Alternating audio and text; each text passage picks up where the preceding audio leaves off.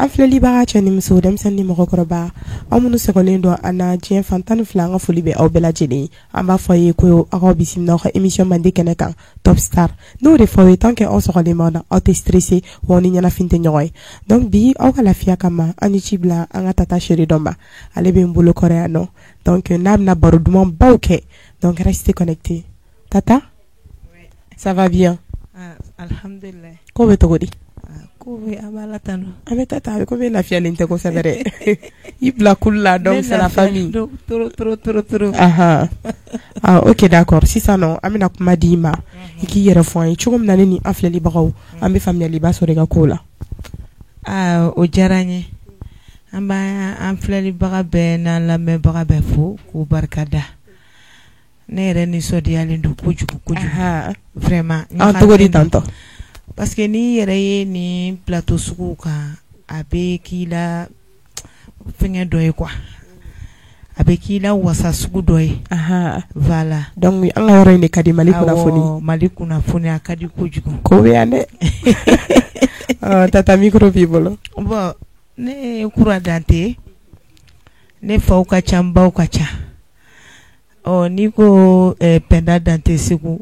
o bɛ n fa bɛɛ ni mɔmusow ni mɔkɛw représenté n'i ko Jeliba Kuyate Sirimori Kuyate Mamari Kuyate Jeli Sama Jabate olu bɛɛ n mɔkɛ ni n baw bɛɛ représenté voilà bon n furulen don Lafiyabugu Filani fɛnɛ ka so awɔ d'accord tanti Kura faamuyaliba sɔrɔla i ka nin présentation na sisan an bɛna tɛmɛ ni an ka question ye question min bɛnale o ye de n'a sɔrɔ i ye kalan kɛ a bɛ se ka kɛ duguma kalan walima tubabu kalan i bɛ se ka dɔɔni fɔ an ye o ko la bon ne ye kalan kɛ parce que n ye école kɛ après n ye franco arabe fɛnɛ kɛ awɔ d'accord faamuyali sɔrɔla o la sisan nɔ an bɛ fɛ k'a dɔn yɛrɛ komi i ko k'i ye jeli ye hali i ka fɔ la a b'a jira k'i ye jeli ye et tout i bɛ dɔnkili fɛnɛ da mais e yɛrɛ y'i ka dɔnkilida in daminɛ k'i to si joli la exactement bon ne ye n ka dɔnkilida daminɛ à bas âge parce que n wolola k'a sɔrɔ n ba bɛ dɔnkili da n baw bɛɛ bɛ dɔnkili da donc ne ye dɔnkilida daminɛ a mɛnna dɛ d'accord sisan i ka kuma b'a jira dɔnkili e yɛrɛ nana sɔrɔ aw ka so depuis i b'a ko la i yɛrɛ hakili t'a a date la tellement que ne ye dɔnkili daminɛ kabini n bɛ san 7 san 8 na mais tata o sisan i t'i kan fili parce que i m'a ye généralement mɔgɔ minnu bɛ kɔ kan olu de b'an suit ɲɛnafin bolo la aw de ye ni émission de bɛ kɛ sababu ye k'olu bɔ ɲɛnafin na donc comme e yɛrɛ bɛ yan ka ban micro b'i bolo dɔɔni fɔ an ka tunkarankew ye Mali tungarangelu ni wula n bɛ barika bila tungarangelu ye jalitigi ni jalitamanga mɔgɔtigi ni mɔgɔ tamanga n bɛ fɔlɔ yɔrɔ jumɛn na ne taga yɔrɔ ye Faransi ye bari wili jatigi ɲuman don alu barika a y'a barika jigi la ɲɛ jigi mɔgɔ tɛ bɛɛ tuguni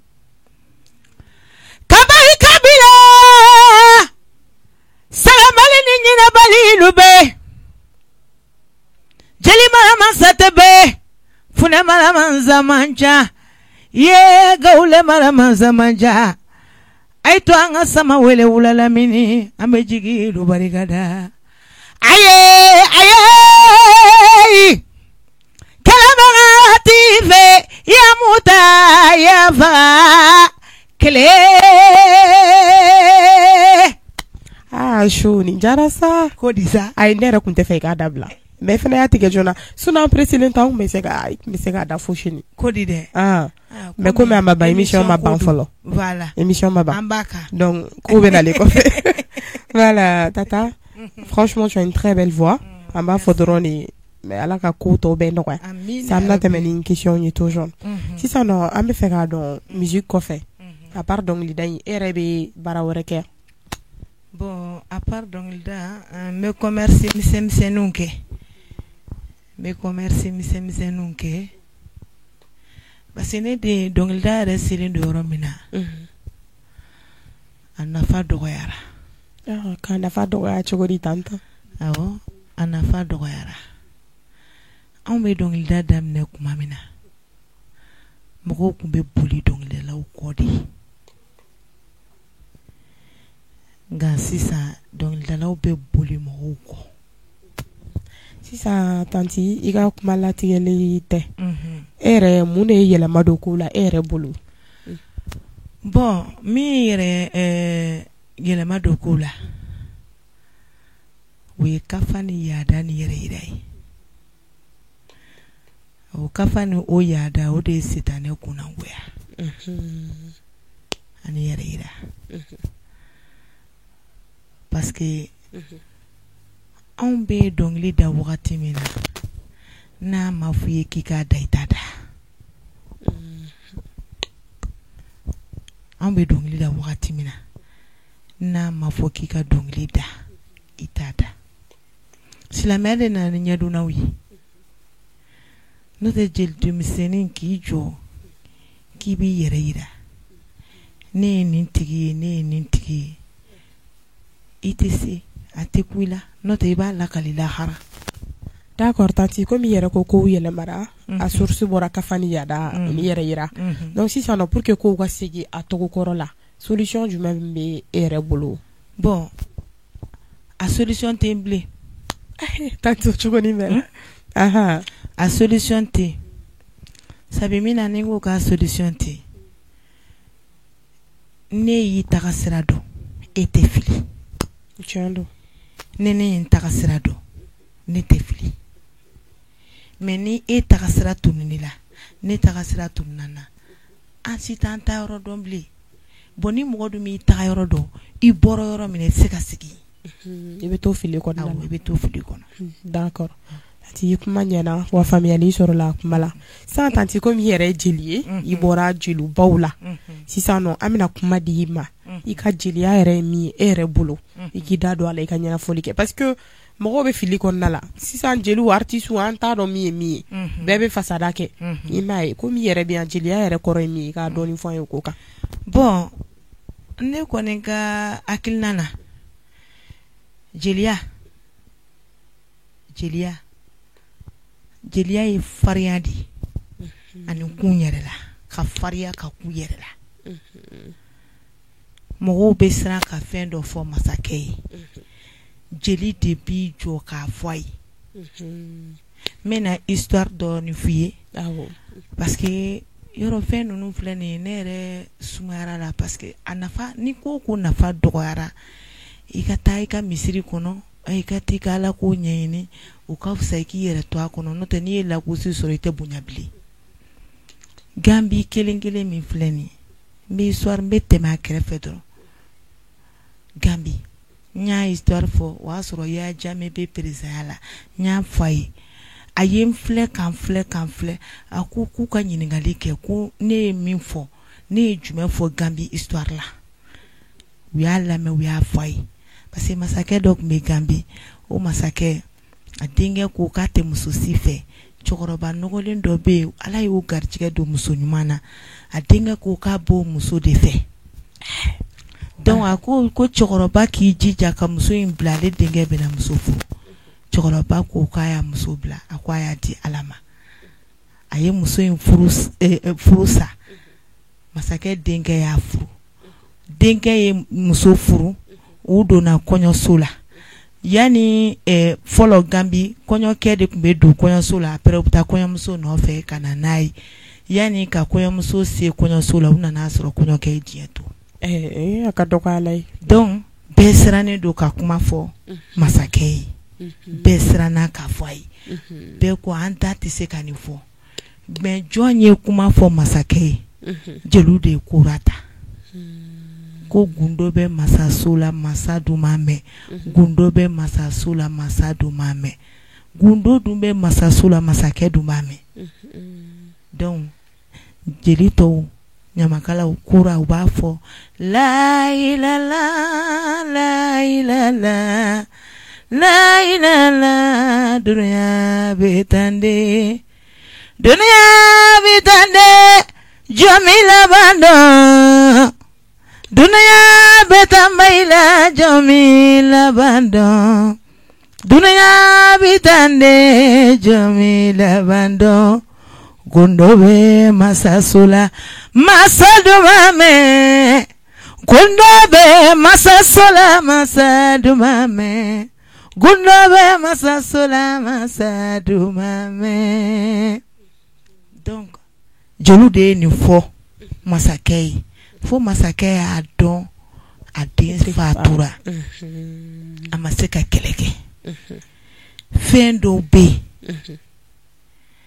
anw ka ni Mali kɔnɔna na Ala ka ɲinɛ Bakari Sumano la Laji Bakari Sumano Burama Sumano fa Ala ka hitari sila peshu kuma min na ka Alifa Umaru Konato to Konare to fanga la ni Pays-Bas pays ɲɛnamabaw présidents bɛ na a tun bɛ ci bila Bakari Sumano de ma o Bakari Sumano ni ne ba de jɛ kɛ fo ka taa saya suma u ma malo n'u taara u bɛ yɛlɛ palais kɔnɔ présidents bɛ 10 millions d'u ma u bɛ 15 millions d'u ma u bɛ 20 millions d'u ma o Bakari Sumano a bɛ taa n'a ye jelibugu la a bɛ lettre enveloppe san k'a tila fɛn fɛn yɛlɛnna kuluba a b'a tila o y'a sɔrɔ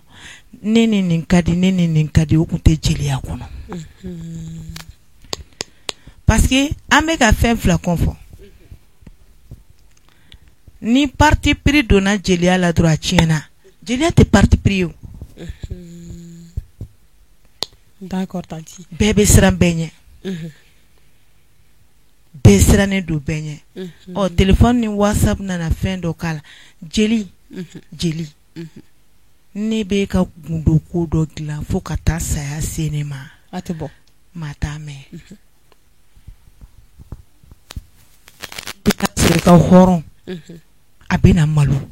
i b'i jɔ jeli de tun b'a jɔ a ka hɔrɔn ni malo cɛ hɔrɔn b'a jɔ a ka jeli ni saya cɛ sisan tanti ni yɛrɛ bɛɛ kɔfɛ kuma la surunyala e bɛ fɛ ka mun de fɔ exactement ne bɛ fɛ ka min fɔ dɔrɔn an k'an yɛrɛ dɔn i ɲɛ bɛ artiste baw la artiste baw b'u yɛrɛ kalama dɛ parce que jeliw b'u baro u bɛ jeli kan fɛ artiste ba jeliw b'u baro u bɛ jeli kan fɛ artiste bɛ artiste la Bamakɔ bi n'i taara ka so hali ni ko mɔgɔ b'a juguya la a t'a jate parce que a tɛ kuma a t'a ye ale ka a ka fɛn bɛɛ bɛnnen don a ka contrat a ka baara a bɛ na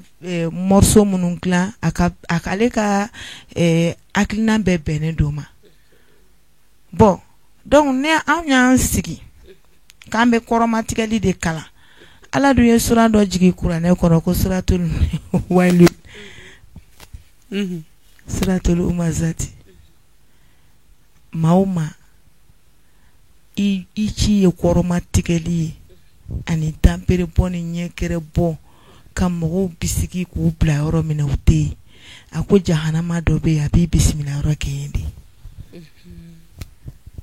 n bɛ n to nin yɔrɔ la n bɛna toucher yɔrɔnin dɔ la e m'a ye kuma dɔw la ne ka dɔnkiliw kɔnɔ n bɛ toucher moriw la parce que maa tɛ se ka nin kalan kuranɛ kɔnɔ k'i bɛ tila k'i jafari a la ɲɛ a tɛ kuranɛ kɔnɔna na dɛ a bɛ kuranɛ dugumasɔrɔw daminɛ de la donc mɔgɔw ka k'u yɛrɛ dɔrɔn artistes kɛrɛnkɛrɛnnenya na jeliw ka k'u yɛrɛ voilà tanti comme i yɛrɛ bɔra jeliya min ye i y'o fɔ an ye donc a ma se an ka na ni question dɔ in ye jeliw yɛrɛ ka baara i y'i da don o la yɛrɛ ko o fana ɲɛfɔ an ye donc faamuyali b'a sɔrɔ la nin kuma ninnu kɔnɔna la an bɛ tɛmɛ ni an ka question ye hali bi tanti an bɛ don min na i ko bi projet yɛrɛ jumɛn de labɛnnen bɛ e yɛrɛ bolo bon ne yɛrɛ bɛ yɔrɔ min na sisan projet foyi labɛnnen tɛ ne bolo tanti o cogonin bɛɛ la parce que ne nkalon ma ɲi o sisan pour ka cassette bɔ problème don pour ka clip kɛ problème don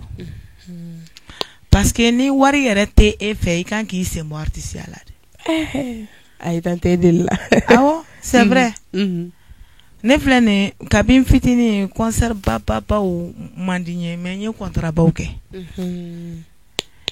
o ye bɛɛ n'i ka ko taabolo ye bon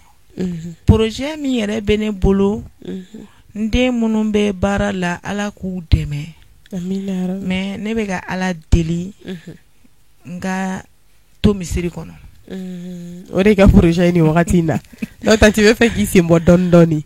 a kɔni ko bɛ parce que valeur t'a la bilen mais kuma dɔ f'i ye fɛn saba bɛ ɲamakalaya nege bɔ i la n'o tɛ fɛn bɛɛ dara anw ka ɲamakalaya la anw ye fɛn bɛɛ anw ye souffrance i ka nin miiri diɲɛ souffrance voilà tanti komi i da don souffrance in na o question bɛ nalen déjà sisan i yɛrɛ depuis i ye dɔnkilida in daminɛ fo ka na se don min na i n'a fɔ bi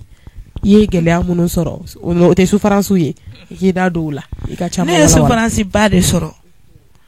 ne ka album 6 de baare la tanti cogo di tantɔ ne ka album parce que tellement courage bɛ na mɔgɔw bɛ encourager kura i bɛ dɔ kɛ dɔnkilida la parce que mɔgɔ tɛ se k'a fɔ k'i bɛ se ayi mɔgɔw b'a fɔ kura i bɛ dɔ kɛ dɔnkilida la i bɛ dɔ k'a la i bɛ dɔ k'a la vraiment i timinandiya ne ye n ka sanu bɛɛ feere ka don studio la morceau 6 ne ye kalo 8 kɛ faransi n ka 8 morceau nɔfɛ an ye baara kɛ k'a ban baara kɛlen ka ban Camara production de y'u ta n taara ka 8 morceau clip bɛɛ kɛ ne taara faransi i b'a dɔn ko an yɛrɛ de ye cassette ta ka taa ne ka produit de ta k'a bila poubelle la an y'a tellement an y'a ɲini an y'a ta an y'a bila poubelle de la donc copie min kun bɛ yen Camara ye dɔ bɔ Dakar ka na a kana n ka clip fɛngɛ kɛ a copie min b'o bolo fana ka machine jenina k'a pare donc olu n'u ɲɔgɔnna caman Africa show bɛ daminɛ wagati min na anw de tun y'a mɔgɔ fɔlɔ ye a dɔw la turu bɛ se ne ma n bɛ taa jouer dɔrɔn n bɛ citer ka a fɔ ko n bɛ don ɲɛgɛn kɔnɔ ten n bɛ bɔ ka bin ɲɛgɛn kɔnɔ walima ne ka yɔrɔ bɛ bari walima bɛɛ bɛ jouer ne yɛlɛnna mɔgɔw bɛ taa ayi mais tanti e yɛrɛ bolo nin ko ninnu c'est dû à quoi ko min bɛ artisiya kɔnɔ a ka bon diɲɛ de ko min bɛ ɲamakalaya kɔnɔ parce que mɔgɔ tɔw bɛ ɲɔgɔn na yɛlɛ mais ɲamakalaw bɛ ɲɔgɔn coroki donc ne ye kuma in fɔ n y'a fɔ n ka gorobinɛ kɛnɛ na n y'a fɔ n ka émission na mais i b'a dɔn ko adamaden dakan tɛ sa donc n bɛ min fɔ n denw ni n dɔgɔninw ye ne ye nin souffrance bɛɛ ye mais après Ala tilala ka jatigiw ci ne ma ka jatigiw ci ma ka sɔrɔ m'u fasa da télé la ma bɔ n'u ye radio la Ala ye jatigiw ci ma minnu bɛ n fɛ u bɛ hinɛ n na n dakɔnɔ kuma ka d'u ye ne ni jatigiw dɔw bɛ ɲɔgɔn bolo san 30 hali an ma deli ka ɲɔgɔn sɔsɔ ni bi tɛ ne yɛrɛ kan ne tɛ mɔgɔ deli ni ye n wele n ka kɔɲɔ la n bɛ taa kɛ n'o bɔra la deli ma deli bɛ ɲamakala nege bɔ a jatigi la d'accord tanti faamuyali sɔrɔla la vraiment i ye souffrance sɔrɔ a kɔnɔ bon n'i y'o da mɔgɔ ka Bamakɔ bi Facebook ni WhatsApp bɛ kabako kɛ awɔ bijou voilà mais ne taw kɛbagaw diɲɛ b'u dɔn mais ne ka t'i sigi k'i bɛ mɔgɔw o fɔ c'est pas la peine i jɔra Ala ka sɔn na d'accord tanti i bɔra k'i da don i ye gɛlɛya minnu sɔrɔ voilà faamuyali sɔrɔla o ko la sisan nɔ dɔnkili fana nafa wo i yɛrɛ bɔra ka kuma jatigi ɲumanw nana dɛ ne ye dɔnkili nafa sɔrɔ fo k'a fɔ ko n y'a sɔrɔ parce que ne cɛ alhamdulillah rabbil alamina ne cɛ ye dugu min kɛ Jelika ka dɔgɔ Bamakɔ Mali kɔnɔ min y'a kɛ dɛ mais ne yɛrɛ n bɛ Ala tanu parce que n jɔra dugu o dugu kan ko ne bɛ taa Ala bɛ yen yira n na wa ni n taara a dugu la n'Ala ma masakɛ dɔ bila u ka n dɔgɔnɔ dɔnkili Emi a bɛ masakɛ dɔ denkɛ bila k'a dɔnkili aimer donc i ye du sɔrɔ fɛn min na ka denw sɔrɔ a la ka bonya sɔrɔ a la ka danaya sɔrɔ a la ka na se bi ma i m'a sɔrɔ ni juguya i m'a sɔrɔ ni foyi ye donc e kan ka Ala de fo hali ne ni alimamu ka di hali misiri kɔnɔ ne ni alimamu ka di o b'a fɔ jelimuso i bɛ to ka i bɛ recherche kɛ i bɛ fɛn fila b'i bolo i b'a fɛ ka fɛn fila de kɛ fɛn fila min tɛ kelen ne ko n k'u ye kelen parce que hadamadenya kɔnɔ recherche bɛ fɛn bɛɛ la n'i kɛra dɔnkilidala i bɛ dɔnkilida ɲɛɲini ne ko ko n bɛ ɲamakalaya k'a daminɛ kuranɛ kɔnɔ ka na se fo an filɛ nin yɔrɔ min na sisan ni ko n b'a détailler maa si tɛ ne kala la maa si tɛ ne kala la ni mɔgɔ fana y'i sigi fana k'i bɛ wajulu fɔ i bɛna kuranɛ kuma de fɔ n ye n'i ye yɛlɛma don a la dɔrɔn ne b'a dɔn k'i y'a yɛlɛma n b'a dɔn k'i a ma sɛbɛn ten a ma fɔ ten d'accord tanti faamuyali b'a sɔrɔ la kumaw la sisan an bɛ don min na i ko bi e yɛrɛ hamina ko jumɛn de bɛ e la bon an bɛ min bɛ ne na dɔrɔn gasa lafiya la d'accord o de ye ne hami ye n denw ani walitaw ka hakili ɲuman di bɛɛ ma parce que diɲɛ ka kalan ne bɛ da e la sisan a jogonin bɛ ne na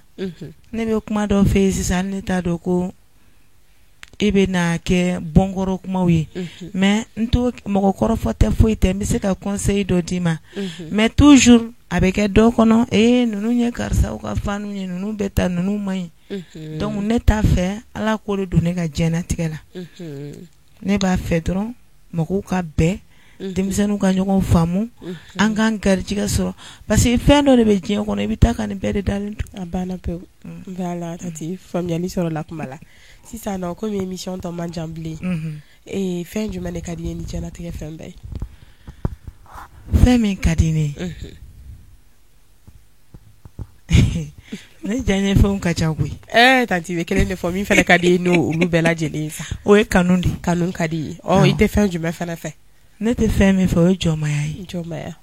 d'accord sisan tanti komi i yɛrɛ ko jeliya falenna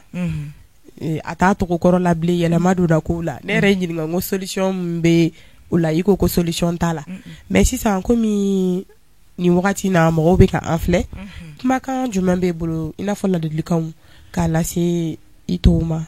a bɛ se ka kɛ i kɔrɔw i denw a ka ca quoi kumakan min bɛ ne bolo an ye chance ɲumanba de sɔrɔ anw ye chance sɔrɔ an baw ma min sɔrɔ parce que bi après baba sɔrɔ jatigiw bɛ million compter k'a d'i ma jatigiw bɛ diɲɛ fɛn bɛɛ k'i ye ne yɛrɛ filɛ ne tɛ se ka kuma yɛrɛ donc ni mɔgɔ mɔgɔ i y'o chance sɔrɔ o fana ka hinɛ minnu na o k'olu dɛmɛ parce que ko in ye dɛmɛ dɔrɔn de o mais ni e ko k'i kelen n'a sera yɔrɔ dɔ ma i b'a bila o parce que baara min don baara frontière ma de don n'i sera i ka dan na dɔrɔn i bɛ dan ye dɔw yɛrɛ bɛ wuli don o don dɔw bɛ wuli donc n'i y'i tɔɲɔgɔnw dɛmɛ hali n'u y'i fitiri waleya u dɛmɛ et puis n'i kɛra tɔgɔtigi ye i nɔfɛ mɔgɔ ka ca bon mɔgɔ min nɔfɛ mɔgɔ ka ca mɔgɔ sugu bɛɛ b'a la e min ye tɔgɔtigi ye e min ye dɔnkilidala ye i b'i janto i yɛrɛ la i b'i hakili to i yɛrɛ la parce que u bɛ na nin bɛɛ ka kuma ye et n'u nana nin bɛɛ ka kuma ye n'i ko k'i bɛ bɛɛ kɛlɛ kiti bɛ don i ni bɛɛ cɛ donc o ladilikan min bɛ ne fɛ ne baw ni n kɔrɔw ni n dɔgɔw hali kuma dɔw bɛ yen i bɛ se k'a fɔ ten ala kana mina masa u bɛ se k'a f'i ma i yɛrɛ sigilen ɲɛna bɔ an da la n'i ka nɔgɔ anw tɛ n k'o tɛ o tɛ an bɛ ɲamakala in an bɛ taa n'a ye majigi de kɔnɔ ni majigi in nana dɔrɔn a bɛ ɲa n bɛ sababuya dɔ f'i ye min ye ne se yan Ayidara a ye n ye sumukɛyɔrɔ de la o de kama n ko kanu ka di ne ye tellement a ye n kanu a m'a kɛ nata kama a m'a kɛ foyi kama a ye ne kanu Ala kama wa n'a bɔra o sumugayɔrɔ la ni téléphone t'a ma ɲɔgɔn ye ne ni Kɛrlɛn Babi de kun ka di trop donc kabi Kɛrlɛn fatura ne ka animateur ko nɔgɔyara dɔɔni mais ni Aïdara in b'a fo n b'a barikada parce que ne n'a ka ɲɔgɔn ye kɔfɛ tellement a bɛ ne wele émission na a bɛ ne wele émission na ne yɛrɛ bɛ fo ne bɛ maloya o ye kanu de o diɲɛ fɛn bɛɛ kɛra nata ye bi ni wari tɛ min kun i lancer man di ni wari tɛ min kun i ka foyi tɛ ɲa donc an bɛ dugawu de kɛ Ala ka wari in d'an ma amina a dun bɛ kuranɛ fɛnɛ kɔnɔ ko don dɔ la fɛnɛ wari in kɛ an bɛ taama kan de Ala ka n'a k'an ɲɛna ko ye parce que mɔgɔ tɛna se wari yɛrɛ ma bilen o fɛnɛ bɛ kuranɛ kɔnɔ Ala ka n'o k'an ɲɛna ko y'a fɔtɔ voilà tanti comme émission sera kuncɛmayɔrɔ ma merci beaucoup voilà donc merci a diyara n ye merci beaucoup